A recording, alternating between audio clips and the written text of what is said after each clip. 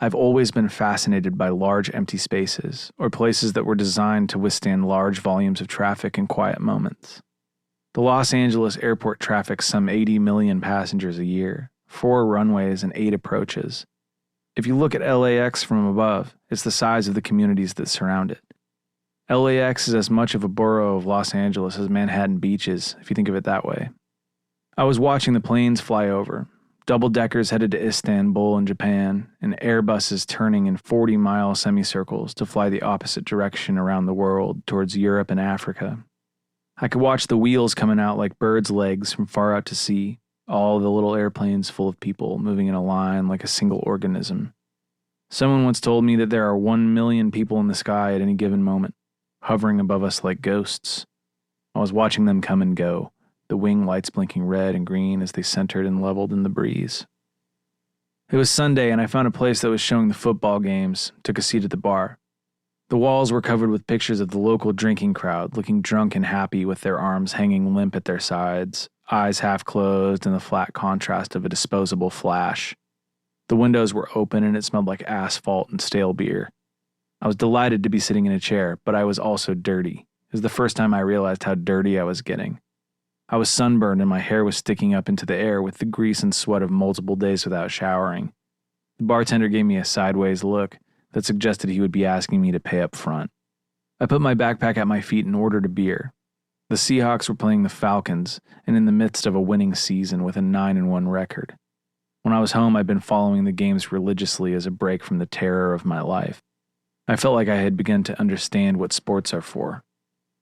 At their worst, sports are an excuse for people to resort to their most foundational genetic impulses, tribalism and violence and otherment at the expense of any version of empathy, commonality, or understanding. At their best, however, sports are about family and heritage. They're about history, the celebration of the human spirit, and physical accomplishment. The bar filled up with other Seahawks fans, and we drank and cheered together as Marshawn Lynch dismembered the Falcons' defense. The guy sitting next to me introduced himself. I forgot his name immediately, and it didn't matter. I was sure he'd forgotten mine as well. We were on the same team, wearing the same uniform, fighting the same enemy. The bar had filled up by halftime, and people were beginning to look like the people in the photographs, skin shining in the sun coming in through the windows. Somehow everyone at the bar was cheering for the same team. I knew it was a manufactured happiness, but the feeling in the room was rich and full of excitement. People were stomping on my backpack and spilling beer on me from all sides, but I didn't mind.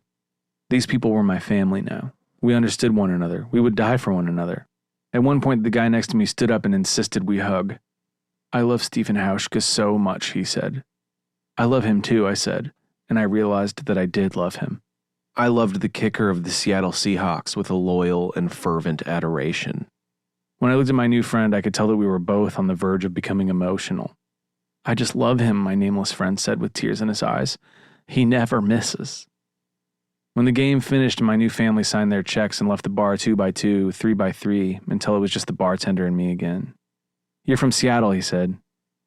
"Kind of," I replied. "Everyone from the Northwest loves the Seahawks." "I hate them," he said, "but man, I wanted them to win tonight." "Yeah?" I asked. He was pulling the cap off the soda gun.